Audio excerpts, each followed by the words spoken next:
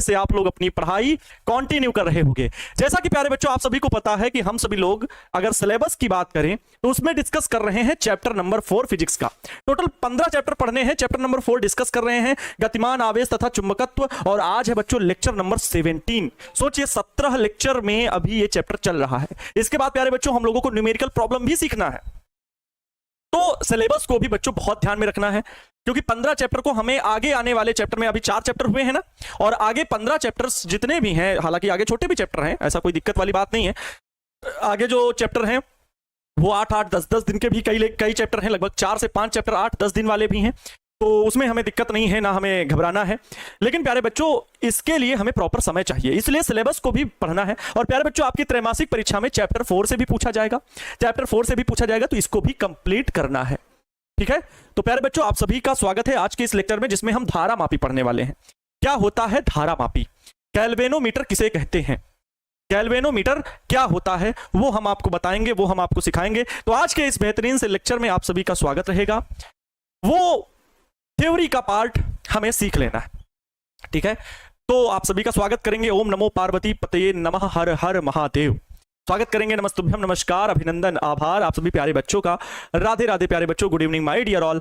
बच्चों क्लास की शुरुआत करेंगे, लेक्चर नंबर 17 है, सभी लोग जल्दी से जुड़ेंगे। कई बार क्या होता है सर आज लेट आएंगे, लेकिन आज सही समय पर सर आ गए हैं, तो कुछ बच्चे कहेंगे अभी तो सर 2-4 मिनट बाद ही आते हैं, है ना, तो है ना, समझ गए ना, ये चीज होती है। लेकिन आज लेक्चर टाइम पर शुरू हो रहा है, आज लेक्चर टाइम पर शुरू हो रहा है। गतिमान आवेश तथा चुंबकत्व में प्यारे बच्चों आज जो हम धारा मापी पढ़ने वाले हैं, आज जो हम गैल्वेनोमीटर पढ़ने वाले हैं बाबूजी, क्या पढ़ने वाले हैं, गैल्वेनोमीटर। मतलब बच्चों क्या धारा मापी की मैं बात कर रहा हूं, धारा मापी को हम क्या बोलेंगे, गैल्वेनोमीटर बोलेंगे। क्या बोलेंगे बच्चों, गैल्वेनोमीटर बोलेंगे, ठीक है, गैल्वेनोमीटर बोलेंगे। ये जो धारा मापी है ये किस प्रकार से काम करता है प्यारे बच्चों, मैग्नेटिक फील्ड में एक कुंडली हम रखते हैं, अर्थात चुंबकीय क्षेत्र में एक कुंडली रखी जाती है, और उस कुंडली पर प्यारे बच्चा पार्टी क्या कार्य करता है, बल आघूर्ण कार्य करता है। टाउ बराबर NIAB साइन थीटा।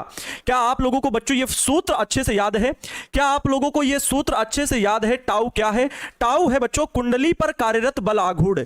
टाउ क्या होता है, किसी भी कुंडली पर कार्यरत बल आघूर्ण, कुंडली कह लो, लूप कह लो, कुंडली या लूप प्यारे बच्चों, इस पर कार्यरत क्या, लूप पर कार्यरत बल आघूर्ण, कार्यरत बल आघूर्ण बच्चा पार्टी, ये क्या है, कार्यरत बल आघूर्ण है। ध्यान से सुनना पहले मेरी बात को, आगे आगे मत भागने लगना। ये चीज मैंने सिखाई थी कि कोई आयताकार लूप किसी चुंबकीय क्षेत्र में जब रखा जाता है तो उस पर बल युग्म कार्य करता है, और उस पर आघूर्ण टाउ बराबर हम लोगों ने वैल्यू निकाली थी NIAB साइन थीटा। जहां पर बच्चों NIA इस पार्ट को हम M भी कहते हैं, तो टाउ बराबर MB साइन थीटा भी बोला जाता है, MB साइन थीटा भी बोला जाता है। यह भी आप लोगों ने सीखा था। ये M क्या होता है, तो चुंबकीय द्विध्रुव आघूर्ण होता है। M क्या है, NIA। ये एक I क्या है, I कुंडली में प्रवाहित धारा है, A क्या है, कुंडली का क्षेत्रफल है, लूप का क्षेत्रफल है। ये पहले आप लोगों को लेक्चर बच्चों, अगर कोई भी मिस कर रहे हो, कोई भी लेक्चर छोड़ रहे हो, तो बाबू आपको बहुत चीज नहीं समझ में आएगी। प्लीज इस बात को हमेशा विश्वास कर लो, दिमाग में बिठा लो। अगर कोई भी लेक्चर आप छोड़ते हो तो उसके आगे वाला लेक्चर आपके दिमाग में नहीं चढ़ने वाला। अगर आप कोई भी चैप्टर छोड़ते हो तो उसके आगे वाला चैप्टर आपको फिजिक्स में नहीं समझ में आने वाला। फिजिक्स कहता है हमारे साथ हमको सीखना है, तो एक एक चैप्टर आपको सीखना पड़ेगा। इसमें टीचर की गलती नहीं होगी, इसमें स्टूडेंट की भी गलती नहीं होगी। स्टूडेंट के तरीके की गलती है कि उसने पहला चैप्टर नहीं पढ़ा, दूसरे चैप्टर को पढ़ना शुरू कर दिया, उसने पहला दूसरा तीसरा नहीं पढ़ा, चौथा चैप्टर पढ़ रहे हैं तो उन्हें समझ में कम आ रहा है। अब बैकलॉग लग गया तो उसको आपको क्लियर करना होगा। उसमें हम क्या कर सकते हैं या ऊपर वाला क्या कर सकता है। ईश्वर कहता है, किसी लेखक ने बहुत अच्छे से लिखा है कि ईश्वर के बिना मैं कुछ नहीं और मेरे बिना ईश्वर कुछ नहीं, मेरे भी बिना ईश्वर कुछ नहीं है। अर्थात वो अपनी चमत्कार, अपना कृपा दृष्टि तभी बरसा सकता है जब आप कुछ करेंगे, बिना किए कुछ नहीं होता है। बात समझ गए ना। तो M is equal to NIA। ये N क्या होता है बाबू, N क्या होता है, लूप में कुंडली में फेरों की संख्या। क्या होती है, फेरों की संख्या होती है, फेरों की संख्या। I क्या है, कुंडली में प्रवाहित धारा है, कुंडली में प्रवाहित क्या है, प्रवाहित वैद्युत धारा है। और A क्या है प्यारे बच्चों, क्षेत्रफल है कुंडली का। ये सब कुंडली से ही संबंधित है।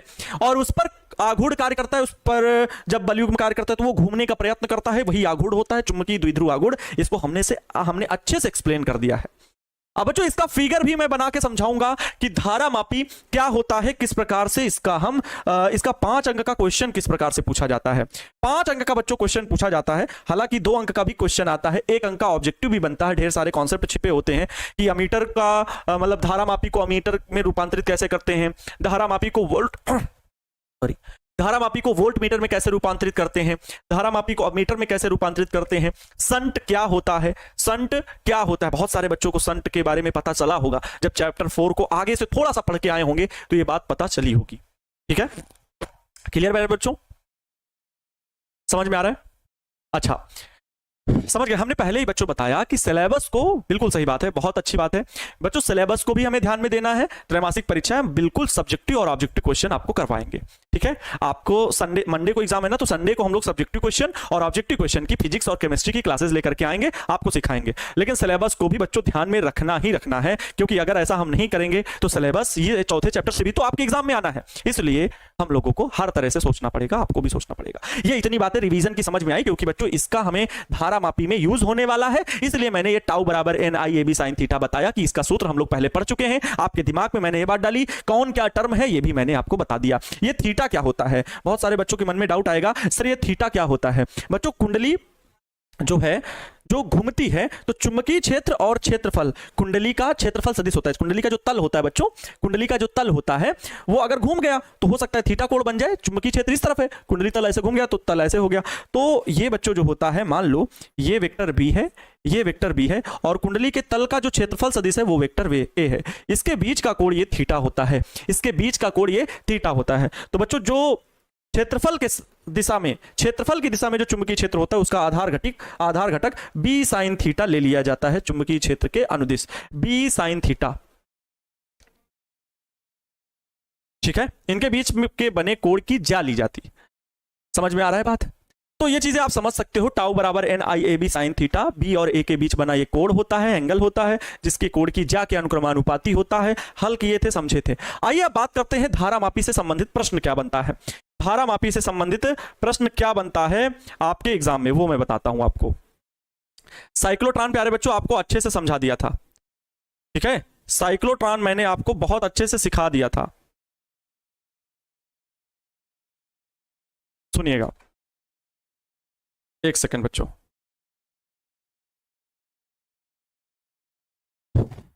प्रश्न क्या होता है ध्यान से सुनिएगा। प्रश्न जो आपके एग्जाम में पूछा जाता है 5 अंक का, धारा मापी से आप क्या समझते हैं, धारा मापी से आप क्या समझते हैं। ये 5 अंक का प्रश्न पूछा जाता है, धारा मापी से आप क्या समझते हैं, धारा मापी से आप क्या समझते हैं। निलंबित कुंडली धारा मापी, निलंबित कुंडली या निलंबित कुंडली धारा मापी, ठीक है, निलंबित कुंडली धारा मापी का सचित्र वर्णन कर, निलंबित कुंडली धारा मापी का सचित्र वर्णन कीजिए या चित्र बनाते हुए कार्यविधि समझाइए। ठीक है, धारा मापी का चित्र बनाते हुए, चित्र बनाते हुए कार्यविधि का वर्णन कीजिए, कार्यविधि का वर्णन कीजिए।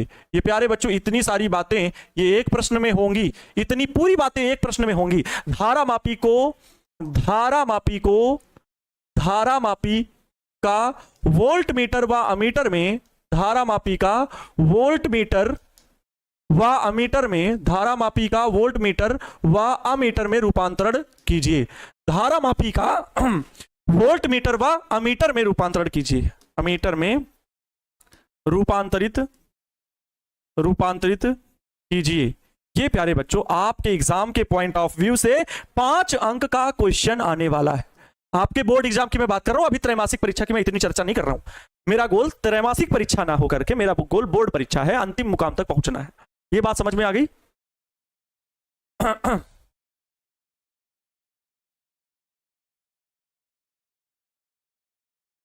समझ रहे हो भाई? क्या भाई, क्या दिक्कत आ रही है?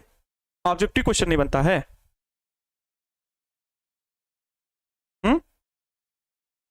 बताइए।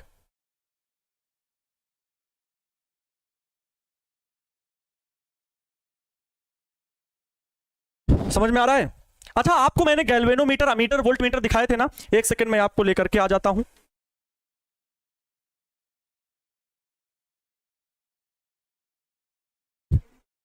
एक सेकंड बच्चों,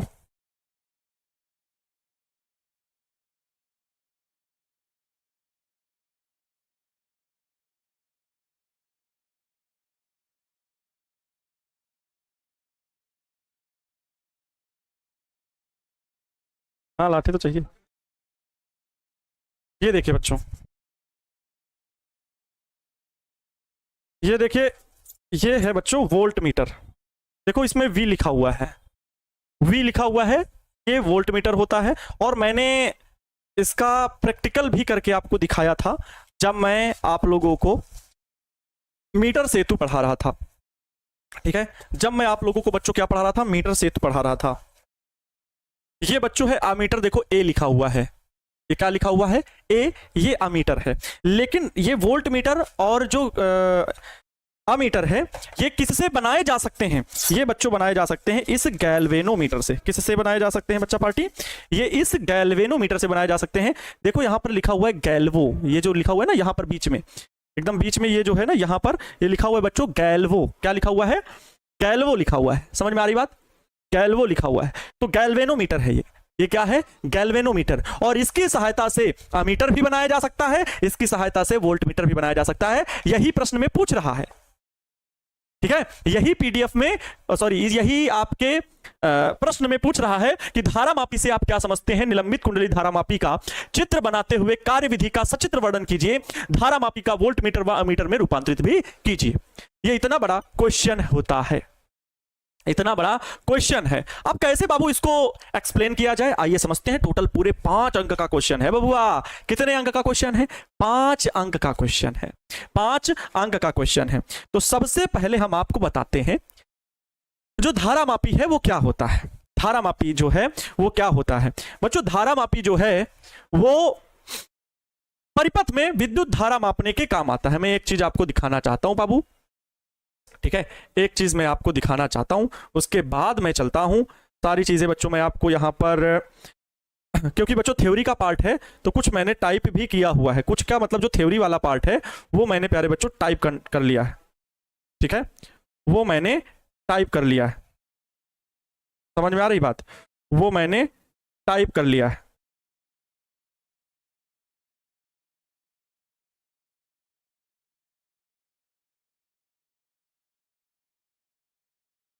ठीक है, ओके, एक सेकंड बच्चों, हम और भी देख लेते हैं। हाँ आइए, हमने क्या बताया? क्वेश्चन बताया। तो इसमें देख सकते हैं ये परिभाषा हमने लिख दी है कि वह युक्ति चल कुंडली धारामापी। अच्छा एक चीज जान लीजिए, कभी धारामापी लिख के आए या चल कुंडली धारामापी लिख के आए, बात वही है। चल कुंडली क्यों बोला जाता है? क्योंकि इसमें जो क्वाइल है वो घूमती है, सुई घूमती है, तो चल कुंडली धारामापी बोला जाता है। जो कुंडली है वो उस पर बलागुड़ कार्य करता है तो वो घूमती है, इसी घूमने की वजह से इसका नाम दिया जाता है चल कुंडली धारामापी, मूविंग क्वाइल गैल्वेनोमीटर। इसमें कुंडली जो होती है वो घूमती है, चलती है, तो चल कुंडली धारामापी। बहुत आसान से शब्द है कि वह युक्ति जिसकी सहायता से वैद्युत परिपथ में धारा के मापन के लिए प्रयोग किया जाता है उसे क्या कहते हैं? धारामापी कहते हैं। यह 2 प्रकार का होता है, एक तो होता है बच्चों निलंबित कुंडली धारामापी और दूसरा होता है कीलकित कुंडली धारामापी, या इसे ही वेस्टर्न धारामापी कहते हैं। लेकिन ये जो है निलंबित कुंडली धारामापी, ये आपके एग्जाम के पॉइंट ऑफ व्यू से बहुत ज्यादा इंपॉर्टेंट है, यही एग्जाम में ज्यादा आती है। ये कुंडली धारामापी बहुत कम आती है, रियर केस में 1 या 2% का चांस होता है कि इससे प्रश्न पूछेगा, इस वाली धारामापी से। लेकिन जो सबसे ज्यादा पूछा जाता है वो निलंबित कुंडली से धारामापी से पूछा जाता है। तो अच्छा, अब मन में यह भी डाउट उठेगा कि तो क्या सर 1-2%, क्योंकि हम सर टॉपर बनने वाले स्टूडेंट हैं तो हम कतई इसको भी नहीं छोड़ना चाहेंगे। तो बच्चों आपका जो निलंबित कुंडली धारामापी का कॉन्सेप्ट है, जो कैलकुलेशन है, वो पूरा यही लिखोगे, केवल चित्र अलग होता है, बस सारा कैलकुलेशन वही होता है, बस केवल फिगर अलग होता है। ठीक है, बस केवल फिगर अलग होता है। समझ में आ रहा भाई?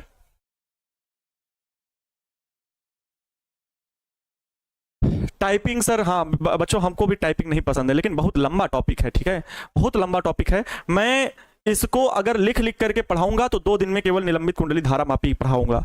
समझ रहे हैं, बहुत ज्यादा लिखना पड़ेगा और मैं नहीं चाहता कि त्रैमासिक परीक्षा के पहले ये कॉन्सेप्ट आपका छूटे। ये आप लिख लो, लिख सकते हो ये टाइपिंग करके। जितनी देर यहां टाइप करूंगा उससे ज्यादा मैं बोल लूंगा, मेरी आदत नहीं है कतई टाइप करके पढ़ाने की, इसके लिए मैं आज के लेक्चर के लिए माफी चाहूंगा। किसी भी जब बहुत ज्यादा थ्योरी आई है तो मैं टाइपिंग वाला लेक्चर लेकर के आ गया हूं, लेकिन बच्चों ये मेरी इच्छा कतई नहीं होती है। वो तो कहो ऑनलाइन में 1 घंटे का समय मिलता है, तुरंत 8:15 से केमिस्ट्री की क्लास होती है, तो प्रेशर होता है छोड़ने का। अगर मुझे 1.5-2 घंटे का टाइम मिल जाए तो मैं क्लास को लेता रहूं, फिर एक टॉपिक को मैं खत्म कर दूं, मुझे फिर कोई दिक्कत नहीं होगी। लेकिन अगर सोचो कि आज के बाद फिर कल यहीं से आधे से शुरू किया जाए तो वो टॉपिक समझ में नहीं आएगा। थोड़ी सी मेरी बात को समझ लो, थोड़ी सी तवज्जो दे देना वैल्यू मेरी बातों को, बाकी कोई दिक्कत नहीं। तो समझ गए बच्चों, वह युक्ति जिसकी सहायता से किसी वैद्युत परिपथ में धारा के मापन के लिए प्रयोग किया जाता है। अच्छा आपको बता दूं, जो धारा मापी है बच्चों वो धारा की दिशा को बताता है। क्या बताता है?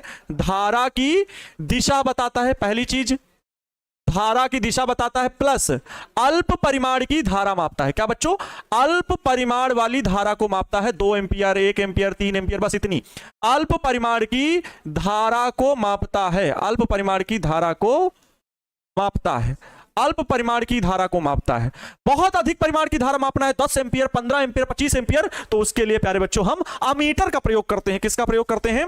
अमीटर का प्रयोग करते हैं। फिर हम गैल्वेनोमीटर का प्रयोग नहीं करते हैं, ध्यान से सुनना, ठीक है? फिर हम गैल्वेनोमीटर का प्रयोग नहीं करते हैं। तो ये सारी चीजें पता चल गई, ये सारी चीजें पता चल गई, क्लियर है प्यारे बच्चों? ठीक है, आइए आपको मैं चित्र बना करके निलंबित कुंडली धारा मापी का बताता हूं, क्योंकि प्रश्न में निलंबित कुंडली ही धारा मापी ज्यादा आएगा। इसको मैं चित्र बना करके आपको समझा दूंगा। कीलकित कुंडली धारा मापी का मैं चित्र आपको दिखा दूंगा। ये आपको बस चित्र बनाना आना चाहिए, बाकी सब कुछ सेम रहता है, ठीक है? आइए हम इसका बताते हैं, पूरी क्रियाविधि समझाते हैं। बड़ा आसान है, इतना मत घबराओ, इतना मत घबराओ। इसमें बच्चों होता क्या है, एक आयताकार एल्यूमिनियम का फ्रेम होता है। क्या होता है बच्चा पार्टी? मैंने क्या बोला? इसमें एक आयताकार एल्यूमिनियम का क्या होता है बच्चा पार्टी? फ्रेम होता है। एल्यूमिनियम का फ्रेम होता है जिसके चारों ओर बच्चा पार्टी तांबे के तार के, क्या मैंने बोला? मैंने बोला तांबे के तार की आयताकार कुंडली पृथक पृथक फेरे। क्या होता है बच्चा पार्टी? तांबे के तार के पृथक पृथक फेरे लपेट करके, क्या बोल रहा हूं? तांबे के तार के आयताकार पृथक पृथक फेरे लपेट करके बच्चा पार्टी एक आयताकार कुंडली बनाई जाती। क्या बनाई जाती है? एक आयताकार कुंडली बनाई जाती है। देख सकते हो ये आयताकार क्या है? कुंडली। यहां पर फेरे 4-5 दिख रहे हैं, लेकिन 12, 15, 20, 25, 100 फेरे भी हो सकते हैं। जितने फेरों की संख्या होगी वो होगी, लेकिन मैंने यहां पर इसमें एक एल्यूमिनियम का फ्रेम होता है जिसके ऊपर तांबे के तार से आयताकार कुंडली बनाई जाती है। तांबे के तार की आयताकार कुंडली बनाई जाती है, ठीक है? जिसके निचले सिरे पर एक बच्चों वेष्ठित स्प्रिंग लगाई जाती है। क्या लगाई जाती है? वेष्ठित स्प्रिंग। सर ये वेष्ठित स्प्रिंग क्या है? ऐठी हुई, ऐठ दो धर के, तो ऐठन को बच्चों यहां वेष्ठित बोला जा रहा है। क्या बोला जा रहा है? वेष्ठित। वेष्ठित स्प्रिंग लगी होती है, जिसके बाद बच्चों इसमें जुड़ा होता है टर्मिनल। जिसके बाद इसमें क्या जुड़ा होता है? टर्मिनल जुड़ा होता है। ये क्या जुड़ा हुआ है? टर्मिनल T2 जुड़ा हुआ है। ये टर्मिनल बच्चों T2 जुड़ा हुआ है, T2 टर्मिनल। ध्यान से सुन लेना, मजा आ जाएगा। बिना मजे के तो मजा ही नहीं आने वाला, ठीक है? बिना मजे के एकदम मजा नहीं आने वाला है। ये बच्चों वेष्ठित स्प्रिंग है और यहां पर ये इस प्रकार से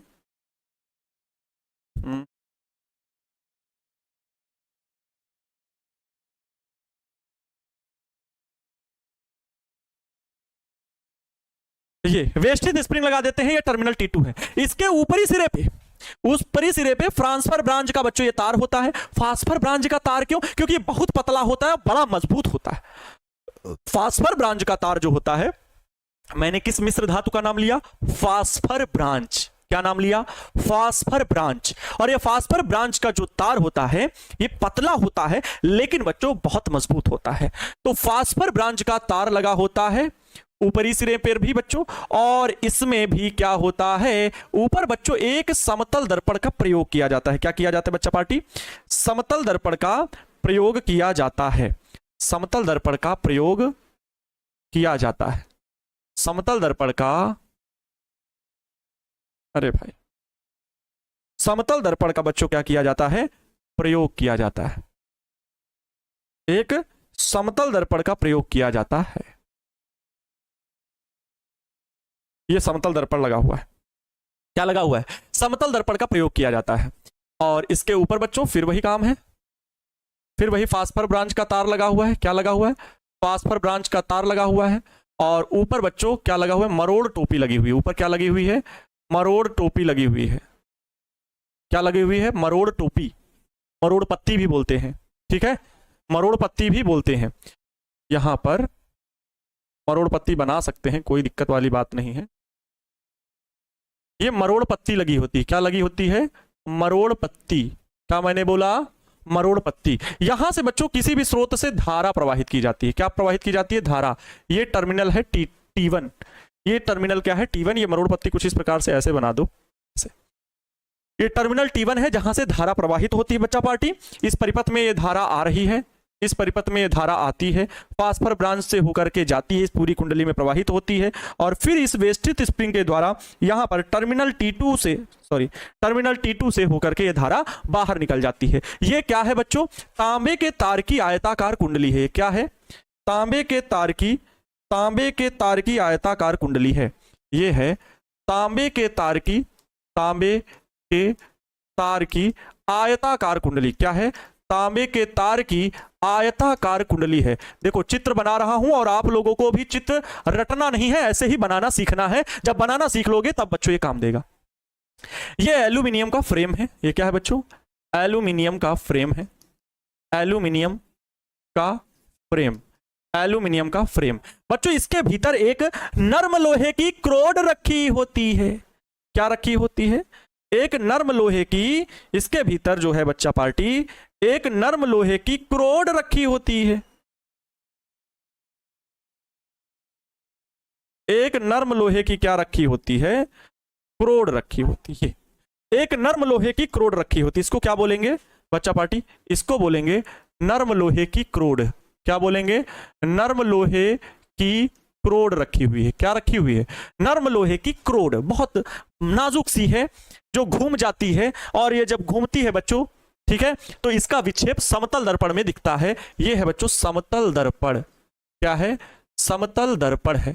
ये कौन सा तार है, फास्फर ब्रांच का तार है। क्या है बच्चों, फास्फर ब्रांच का तार है, फास्फर ब्रांच का तार है।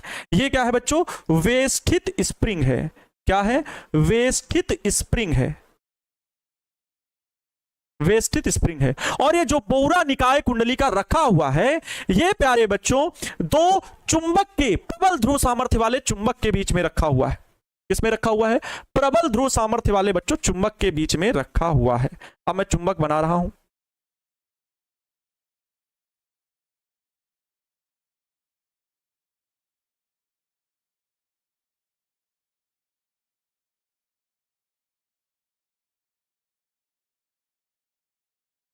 एक सेकेंड बच्चों,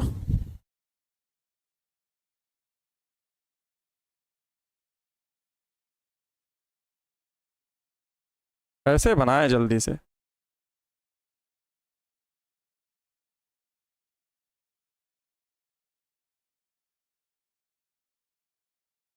नहीं बन रहा है ऐसे, ऐसे नहीं बनेगा, क्योंकि मैं थोड़ा सा और अच्छे से बनाने का प्रयास करता हूं। यहीं पर ऐसे गोल गोल बना देता हूं ताकि समझ में आए बस हमको क्या ज़्यादा डिजाइन बनाने की ज़रूरत है, हमको क्यों बहुत ज़्यादा डिजाइन बनाने की। एक तरफ बच्चों इसको मैं बड़ा ही कर देता हूं ऐसे, ठीक है। और एक बच्चों प्रबल ध्रुव सामर्थ्य वाला इधर भी चुंबक होता है। प्रबल ध्रुव सामर्थ्य वाला एक चुंबक इधर होता है, एक चुंबक इधर होता है।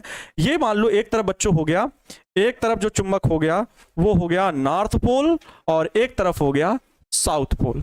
एक तरफ हो गया नॉर्थ पोल, एक तरफ हो गया साउथ पोल, ठीक है। ये नॉर्थ पोल वाला चुंबक है, ये साउथ पोल वाला चुंबक है। ऐसा नहीं है कि सर दोनों ध्रुव अलग अलग काट करके रखेंगे, नहीं, इसका नॉर्थ पोल उधर होगा, इसका साउथ पोल इधर होगा, लेकिन ये प्रबल ध्रुव सामर्थ्य वाले दो चुंबक रखे गए हैं जिनके बीच में ये कुंडली रखी गई है। और जब बच्चों कुंडली इस प्रकार से रखी जाती है तो आपको मैं बता दूं, आपको मैं बहुत अच्छे से समझा दूं कि बच्चों क्या होता है, नॉर्थ से साउथ की ओर क्या कार्य करता है, नॉर्थ से साउथ की ओर क्या कार्य करता है बच्चों, चुंबकीय क्षेत्र कार्य करता है, यस और नो। नॉर्थ से साउथ की ओर क्या कार्य करता है बच्चा पार्टी, चुंबकीय क्षेत्र कार्य करता है। क्या कार्य करता है, चुंबकीय क्षेत्र कार्य करता है। क्या कार्य करता है, चुंबकीय क्षेत्र कार्य करता है। ये आप लोग ये फील्ड लाइन नहीं बनाओगे, पहली चीज मैं बता दूं, आप लोग ये जो मैग्नेटिक फील्ड लाइन है ये नहीं बनाना, जो मैंने बताया है सिर्फ समझाने के लिए ये सिखाया है। ये बच्चों चुंबकीय क्षेत्र होता है वेक्टर बी, ठीक है। नॉर्थ से साउथ की ओर चुंबकीय क्षेत्र बनता है और इस पूरे चुंबकीय क्षेत्र में ये एक आयताकार कुंडली तार की रखी हुई है जिसमें धारा प्रवाहित होती है। जब धारा प्रवाहित होती है तो ये धारावाही कुंडली, धारावाही लूप बन जाता है। धारावाही कुंडली बोलेंगे क्योंकि कई फेरे हैं, तो धारावाही कुंडली बन जाती है। तो इसमें क्या होता है बच्चों, बलाघूर्ण कार्य करता है। थीटा बराबर यहां पर कितना है, क्योंकि बच्चों कुंडली का जो तल है वो आपकी ओर है, तल एकदम प्लेन ऐसे ही है, सेम ऐसे ही कुंडली है, ऐसे फेरे लपेट गए, तो वो कुंडली का ये जो तल है वो उसका पृष्ठीय क्षेत्रफल खींचा गया अभिलंब। भाई कुंडली हमको ऐसे दिखाई दे रही। अच्छा देखो हम साइड से देखेंगे तो बच्चों कुंडली के फेरे कितने लपेटे हुए हम नहीं समझ पाएंगे, क्योंकि कुंडली का तल इधर से है ही नहीं। जिस तरफ से कुंडली का तल है उसी तरफ से आप देखोगे समझ पाओगे। तो मैं अगर इधर से देखूंगा तो सीधे सीधे एक केवल लाइन दिखाई देगी, तो ये कुंडली का तल नहीं हुआ, कुंडली का तल सामने हुआ। तो यहां पर खींचा गया अभिलंब सामने की ओर होगा। यहां से देखने पर कुंडली का तल समझ में नहीं आएगा, तो कुंडली का क्षेत्रफल सदिश किधर, इस पर खींचा गया अभिलंब सामने की ओर। चुंबकीय क्षेत्र रेखाएं किधर जा रही है, देख सकते हो इधर जा रही है। तो दोनों के बीच में यहां पर अगर हम क्षेत्रफल सदिश देखें, क्षेत्रफल सदिश ये है वेक्टर ए, और अगर हम इसकी बात करें वेक्टर बी की, इधर है, इनके बीच में कितना बन रहा है कोण, थीटा बराबर बच्चों 90 डिग्री। कितना कोण बन रहा है, थीटा बराबर 90 डिग्री। तो ये चीज समझ लेना, ये ज्यादा बहुत जरूरी पड़ेगा आपके कॉन्सेप्ट में मुझे समझाने के लिए, आपके कॉन्सेप्ट में मुझे समझाने के लिए।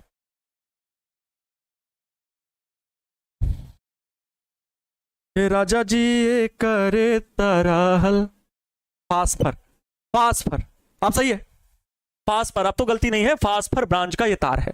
आप कोई गलती पकड़ रहा है, आप कोई छापू सुल्तान गलती पकड़ने वाला है नहीं है।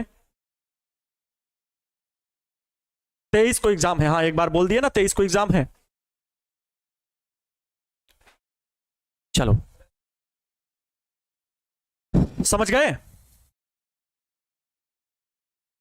सी क्या है बच्चों, नर्म लोहे की क्रोड है। तो क्रोड ऐसे खाली खाली अच्छा नहीं लग रहा था रेड कलर का, तो मैंने इस पर सी लिख दिया, क्योंकि कई है ना, पहले तो एल्यूमिनियम का फ्रेम है, एक एल्यूमिनियम का बंद पाउच ऐसे, ये देखो ये एल्यूमिनियम का फ्रेम है ऐसे बंद, और इसके भीतर रखी हुई है क्रोड। क्या रखी हुई, क्रोड, ऐसे गोलाकार की बेलनाकार क्रोड रखी हुई है नर्म लोहे की, ठीक है समझ गए। तो ये चित्र बना लेना, एक बार प्रैक्टिस करोगे याद हो जाएगा। अब इस पर हम डिटेल आपको समझा देते हैं कि इस पे क्या और बातें होती हैं, ठीक है। इसका सिद्धांत क्या है, तो सिद्धांत तो बड़ा आसान है। क्या कहते हो कि एक समान चुंबकीय क्षेत्र में जब धारावाही कुंडली को रखा जाता है, बच्चों यहां पर एक समान चुंबकीय क्षेत्र है, नॉर्थ से साउथ की ओर ये मैग्नेटिक फील्ड लाइन पूरा बना हुआ है, बहुत सारी फील्ड लाइन होंगी, ये चुंबकीय क्षेत्र पूरा फैला हुआ है। तो इसमें ये क्या रखी हुई है, कुंडली रखी हुई है। तो इस कुंडली पर क्या कार्य करेगा, धारावाही कुंडली, क्योंकि देखो मैंने बताया कि यहां से स्रोत, ये बच्चों टर्मिनल T1 है, ये क्या है, टर्मिनल T1 है, और ये क्या है, टर्मिनल T2 है, टर्मिनल T2 है, टर्मिनल T2 टर्मिनल T1। होता क्या है, मैं क्रियाविधि भी अभी बोल देता हूं कि जब टर्मिनल, पहले तो इसकी रचना समझ लो, दो चीजें इसकी समझ लो, एक तो इसका कंस्ट्रक्शन आपको बताना है, रचना क्या होती है, एक आपको इसका बताना है सिद्धांत क्या होता है। समझते जाओ, पहले आप इसका क्या बताओगे बच्चा पार्टी, इसका बताओगे सिद्धांत, ध्यान से सुनो, कोई रटने वाली चीज नहीं है। इसके बाद आपको क्या बताना है, रचना इसकी बताओगे, इसके बाद क्या बताओगे, इसकी कार्यविधि बताओगे, बोलो हाँ, यही तीनों ना बताओगे एग्जाम में। एक पॉइंट बच्चों ये हुआ आपका, एक पॉइंट आपका ये हुआ, एक पॉइंट ये हुआ, एक पॉइंट ये हुआ, ये 3 पॉइंट्स आपको बताने हैं। सबसे पहले धारामापी के लिए, तो धारामापी के लिए ये तो बता दोगे कि धारामापी एक ऐसी युक्ति है जिसकी सहायता से कि वैद्युत परिपथ में धारा को मापा जाता है, धारा की दिशा को बताया जाता है, लिख दोगे, ठीक है। निलंबित कुंडली धारामापी की चर्चा हो रही तो सीधे निलंबित कुंडली धारामापी में आओगे, ये नहीं लिखोगे कि चल कुंडली धारामापी 2 प्रकार की होती है, कील कित निलंबित, उनको सब नहीं लिखना, बस सीधे निलंबित कुंडली धारामापी डाल के हेडिंग लिख के आप चित्र बनाना शुरू कर दोगे। और चित्र बनाओगे, एक पेज में आप बढ़िया सा चित्र बनाओगे, उसके नीचे रचना लिखोगे एग्जाम में। रचना क्या लिखोगे, रचना आप ये लिखोगे बच्चों, निलंबित कुंडली धारामापी में एक एल्यूमिनियम का फ्रेम होता है जिसके भीतर एक नर्म लोहे की क्रोड रखी होती है, तथा इस फ्रेम के ऊपर पृथक पृथक फेरे लपेटकर तांबे के तार की आयताकार कुंडली बनाई जाती है, समझ गए, जिसके निचले सिरे पर फास्फर ब्रांच के तार से एक वेष्टित स्प्रिंग लगी होती है तथा टर्मिनल T2 को जोड़ा जाता है।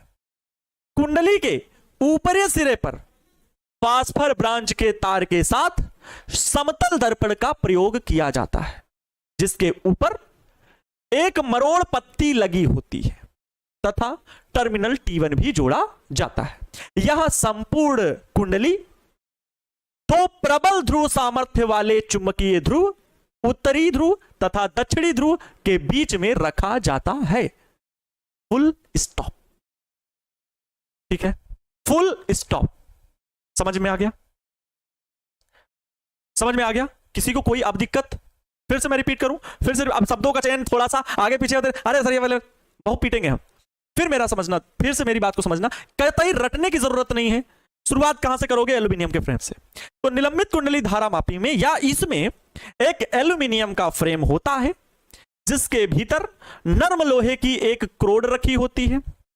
इस फ्रेम के ऊपर पृथक पृथक फेरे लपेटकर, मतलब अलग अलग फेरे लपेटकर तांबे के तार की आयताकार कुंडली बनाई जाती है, जिसके निचले सिरे पर फास्फर ब्रांच के तार से, बच्चों यहां भी फास्फर ब्रांच का तार है, ऊपर भी है, दोनों तरफ है। फास्फर ब्रांच के तार से एक वेष्टित स्प्रिंग लगी होती है तथा टर्मिनल T2 को जोड़ा जाता है। कुंडली के ऊपरी सिरे पर फास्फर ब्रांच के तार से समतल दर्पण लगा होता है तथा सबसे ऊपर मरोड़ पत्ती लगी होती है, वह टर्मिनल T2 को जोड़ा जाता है। यह संपूर्ण कुंडली प्रबल ध्रुव सामर्थ्य वाले चुंबकीय ध्रुव उत्तर तथा दक्षिणी ध्रुव के बीच में यह रखा जाता है। हो गया, फुल स्टॉप। Full stop.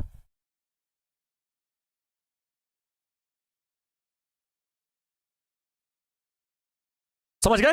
इतना आसान है। सिद्धांत क्या है? एक समान चुंबकीय क्षेत्र में जब धारावाही कुंडली को रखा जाता है तो उस पर एक बल आघूर्ण कार्य करता है। बिल्कुल कार्य करता है। सिद्धांत, इसी सिद्धांत पर धारावाही कुंडली बनाई गई, इसी सिद्धांत पर गैल्वेनोमीटर बनाया गया। समझ गए? इसी पर गैल्वेनोमीटर बनाया गया है। टर्मिनल क्या है? टर्मिनल भैया जो बैटरी होती है उसमें जो खूंटी लगी होती है वो टर्मिनल बोला जाता है। एक तरफ प्लस होता है, एक माइनस होता है, टर्मिनल इनको बोलते हैं। वैसे ही बच्चों, एक टर्मिनल प्लस वाला है, मतलब धारा को भेजने वाला है तो उसे टर्मिनल बोला जा रहा है, एक धारा को प्रवाहित करने वाला है उसे टर्मिनल बोला जा रहा है। ठीक है, तो यहां पर टर्मिनल T1 और T2, एक से धारा प्रवाहित हो रही है, एक से धारा बाहर निकल रही है। तो ये होता है बच्चों सिद्धांत, ये होता है सिद्धांत। देखो, अब निलंबित कुंडली धारा मापी की रचना है क्या? इसमें एक तांबे, अब बच्चों ये मत कहना कि ये टाइप हुआ है, उससे ज्यादा मैंने बोल दिया है, एक एक चीज समझा दी और वही चीज यहां मिलेगी, अलग कुछ भी नहीं मिलेगा। बस शब्दों का यहां एक क्रम बिल्कुल व्यवस्थित है, मैंने अपनी भाषा में ही इसे लिखा है। इसमें एक तांबे के तार की, बिल्कुल अभी ना छापिए, ये छापने वाला काम नहीं बच्चा। ये जब आपके पास पैनल PDF पहुंच जाए तो लिख लेना, और नहीं तो खुद से लिखना। इससे बस मैच करा लेना कि मैंने जो लिखा है, अर्थात आपने जो लिखा है वो गलत तो नहीं लिखा, इससे मैच करा लेना। ये बच्चों यहां पर अभी समय नहीं है कि आप इसको उतारें अपनी कॉपी में, छापू सुल्तानो, प्लीज पहले इसको समझ लो। इसमें एक, जैसे मैंने चित्र बना करके आपको एक एक बात समझाई है, मैंने बोला है, वैसे ही आपको भी करना है। ठीक है, इसमें एक तांबे के तार की आयताकार कुंडली होती है।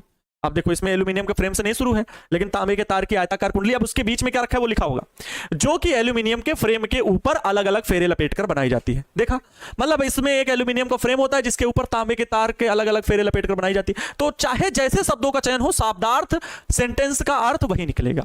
कुंडली का ऊपरी सिरा फास्फर ब्रांच की पत्ती से संबंधित होता है।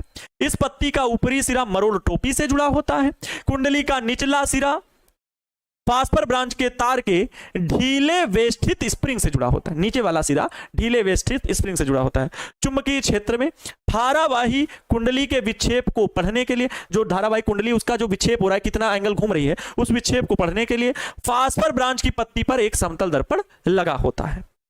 इस कुंडली को कटे हुए अवतलाकार दो प्रबल विपरीत चुंबकीय ध्रुवों के बीच रखा जाता है। प्रबल और विपरीत, प्रबल मतलब ज्यादा शक्तिशाली, विपरीत चुंबकीय ध्रुवों के बीच रखा जाता है।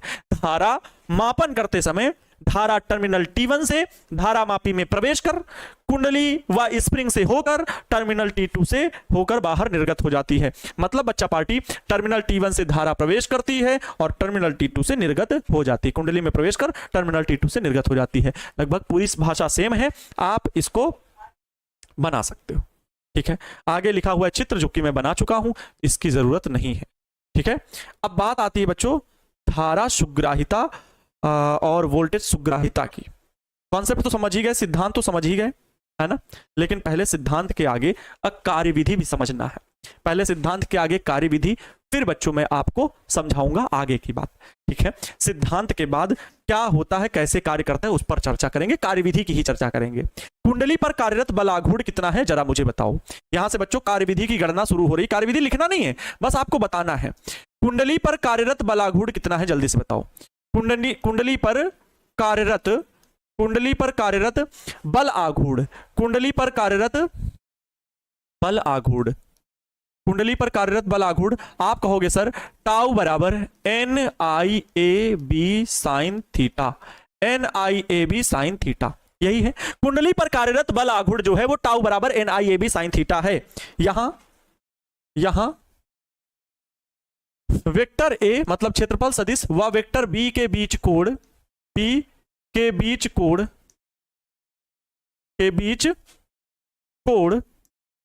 थीटा बराबर 90 डिग्री है। तब टाउ बराबर NIAB साइन 90, थीटा की जगह बच्चों क्या हो जाएगा, साइन 90 डिग्री। क्यों, मैंने बताया अभी आपको चित्र में बच्चों, मैंने ये सिखाया है कि थीटा बराबर 90 डिग्री क्यों, क्योंकि बच्चों कुंडली के तल का क्षेत्रफल आपकी ओर और चुंबकीय बल रेखा है इधर, तो इनके बीच में 90 डिग्री का कोण बनेगा, लंबवत हैं दोनों एक दूसरे के से। तो यहां पर टाउ बराबर NIAB साइन थीटा, तो टाउ बराबर केवल आ गया NIAB। N क्या है, सभी को पता है ना, कुंडली में फेरों की संख्या। N जल्दी से बता दो क्या है, N क्या है, A क्या है, I क्या है, B क्या है, ये सब लोग बताओ। NI क्या है भैया, N है कुंडली में फेरों की संख्या, लिख दे रहा हूं नहीं तो भूल जाओगे। कुंडली में फेरों की संख्या है, कुंडली में फेरों की संख्या। A क्या है, कुंडली का क्षेत्रफल है, कुंडली का क्षेत्रफल है, क्षेत्रफल। I क्या है, कुंडली में प्रवाहित धारा है, कुंडली में प्रवाहित धारा, कुंडली में प्रवाहित धारा। B क्या है, चुंबकीय क्षेत्र है, B क्या है, चुंबकीय क्षेत्र है बाबूजी।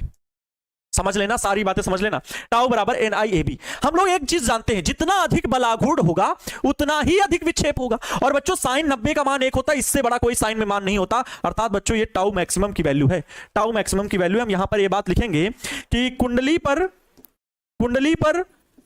बल आघूर्ण जितना अधिक होगा, कुंडली पर बल आघूर्ण जितना अधिक होगा, कुंडली पर बल आघूर्ण जितना अधिक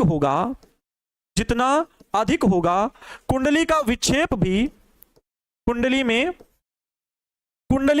पर बल आघूर्ण जितना अधिक होगा, कुंडली में विक्षेप भी उतना ही अधिक होगा, कुंडली में विक्षेप भी उतना ही अधिक होगा। मतलब कुंडली उतना ही घूमेगी, उतना ही अपनी जगह से उस पर बलयुग्म कार्य करेगा, तो घूमेगी, मुड़ेगी, ऐसे मुड़ेगी भाई, ऐसे आयताकार कुंडली ऐसे ऐसे ऐसे ऐसे, तो वो मुड़ेगी, क्योंकि चुंबकीय क्षेत्र जैसे ही धारा प्रवाहित हुई, चुंबकीय क्षेत्र कार्य करेगा, उसको घुमा देगा, बलयुग्म कार्य करेगा, तो वही बल आघूर्ण की वजह से कुंडली में विक्षेप होगा। तो जितना अधिक बल आघूर्ण होगा उतना ही अधिक क्या, कुंडली में विक्षेप उतना ही अधिक होगा, उतना ही अधिक होगा, ठीक है, उतना ही अधिक होगा। यदि कुंडली का विक्षेप, यदि बच्चों क्या कह रहा हूं मैं, कुंडली का विक्षेप फाई हो, यदि कुंडली का विक्षेप जो हो कितना हो, फाई हो, तो कुंडली का विक्षेप फाई हो तो ये जान लीजिए ये टाउ है, ये टाउ निर्भर करेगा कुंडली के विक्षेप के अनुक्रमानुपाती होगा। टाउ की वैल्यू NIAB अनुक्रमानुपाती फाई। जब बच्चों हम अनुक्रमानुपाती का चिन्ह हटाएंगे तो NIAB बराबर में आएगा C फाई। क्या आएगा, C फाई, C जो कि एक नियतांक है। यहां C क्या है, C एक अनुक्रमानुपातिक नियतांक है। क्या है, एक अनुक्रमानुपातिक नियतांक है, ध्यान से सुनना। C क्या है, एक अनुक्रमानुपातिक नियतांक है। अब इस बात को थोड़ी बहुत चीजें आप लिख सकते हो अगर आपको लिखना है तो, जैसे ये कि जितना अधिक बल आघूर्ण कार्य करेगा उतना ही अधिक बच्चों क्या होगा, उतना ही अधिक विक्षेप होगा, और उसी विक्षेप के वो अनुक्रमानुपाती होता है, उसी विक्षेप को वो अनुक्रमानुपाती होता है। ठीक है, समझ गए। अब आते हैं यहां पर हमें धारा का मान चाहिए, I का मान चाहिए, वही I का मान जो बताता है वो, तो NIAB बराबर बच्चों आया है C फाई। यहां पर अगर हम आई का मान निकालें, किसका मान निकालें बच्चा पार्टी, आई का मान निकालेंगे, तो सी अपान में ये एन ए बी सब नीचे आ जाएगा, एन ए बी इंटू का बच्चों फाई। आपको बता दें बच्चों, ये जो सी अपान में एन ए बी है, सी भी एक नियतांक है, एन फेरों की संख्या बदलेगी नहीं, ए कुंडली का क्षेत्रफल बदलेगा नहीं, बी चुंबकीय क्षेत्र बदलेगा नहीं, ये टोटल वैल्यू कांस्टेंट है, ये टोटल वैल्यू कांस्टेंट है। यहां बच्चों सी अपान में एन ए बी एक सी अपान में एन ए बी दिए गए धारा मापी के लिए, दिए गए धारा मापी के लिए नियतांक है। क्या है बच्चों, दिए गए धारा मापी के लिए नियतांक है, दिए गए धारा मापी के लिए नियतांक है, जिसे धारा परिवर्तन गुणांक कहते हैं। क्या कहते हैं बच्चा पार्टी, जिसे धारा परिवर्तन गुणांक कहते हैं। क्या कहते हैं, धारा परिवर्तन गुणांक। मैंने क्या बोला, धारा परिवर्तन गुणांक कहते हैं। मतलब बच्चों आप ये जो सी अपान में एन ए बी देख रहे हो, ये दिए गए धारा मापी के लिए धारा परिवर्तन गुणांक है। क्या है बच्चों पार्टी, धारा मापी के लिए गुणांक है, धारा परिवर्तन गुणांक जिसे कहते हैं। तो हम यहां पर कह सकते हैं, ये जो इसको थोड़ा सा मैं इधर कर दे रहा हूं, ये चलो तुम इधर, और ये के बराबर है, क्या है कि धारा परिवर्तन गुणांक मतलब के की तरह हम लिख ले रहे हैं। तो ये टोटल वैल्यू क्या है, ये जो होगी वो होगी आई बराबर, इसको हम क्या मान रहे हैं बच्चों, के मान रहे हैं। क्या मान रहे हैं, के, तो के फाई, या फिर बोल सकते हो आई अनुक्रमानुपाती फाई, अर्थात जितना विक्षेप उतना धारा का मान, जितना विक्षेप उतना धारा का मान, इस जगह से हम निकालते हैं बच्चों। यही विक्षेप जो होता है, ठीक है,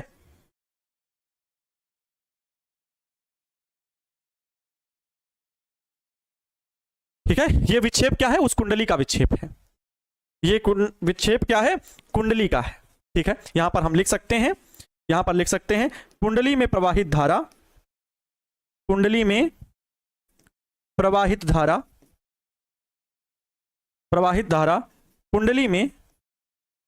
कुंडली के विक्षेप के अनुक्रमानुपाती होता है। कुंडली में प्रवाहित धारा कुंडली के विक्षेप के अनुक्रमानुपाती होती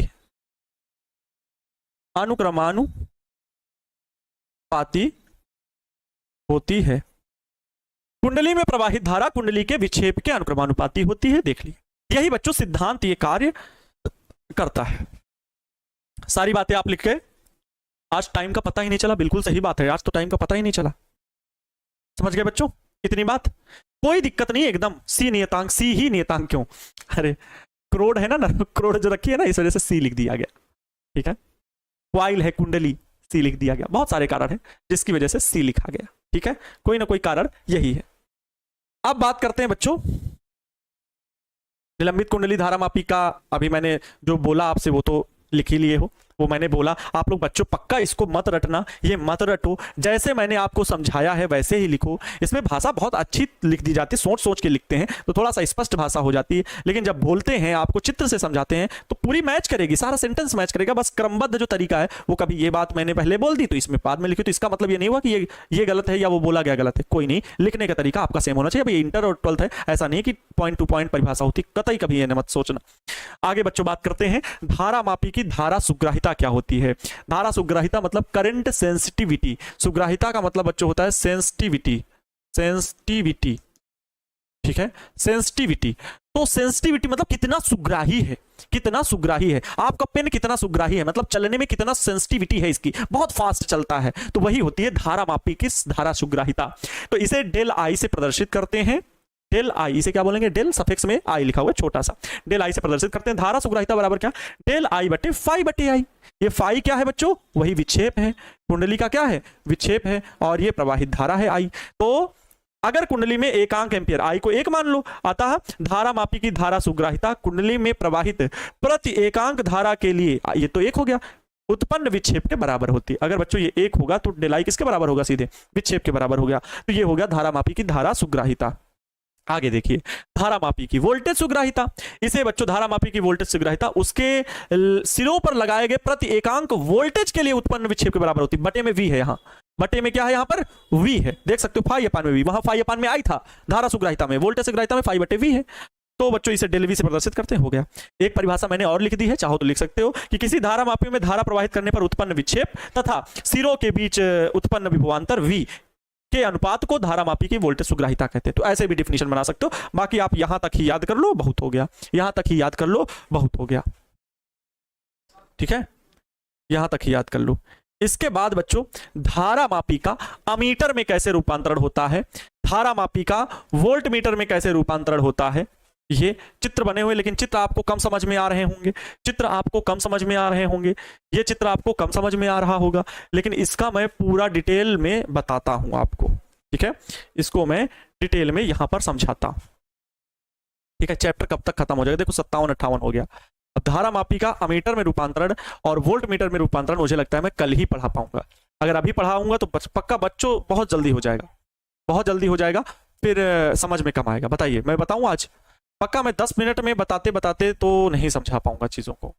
लिखी तो है, लिखा तो हुआ है, लेकिन गड़बड़ हो जाएगा, ऊपर से जाएगा लगता है। हाँ बिल्कुल ऊपर से चला जाएगा, थोड़ा मतलब दिक्कत होगी। तो मुझे लगता है कि कल के लिए मैं रखता हूँ। 57-58 मिनट की क्लास हो गई है, 8 बजने वाला है, 15 मिनट पर 8:15 पर आपकी केमिस्ट्री की क्लास शुरू हो जाती है।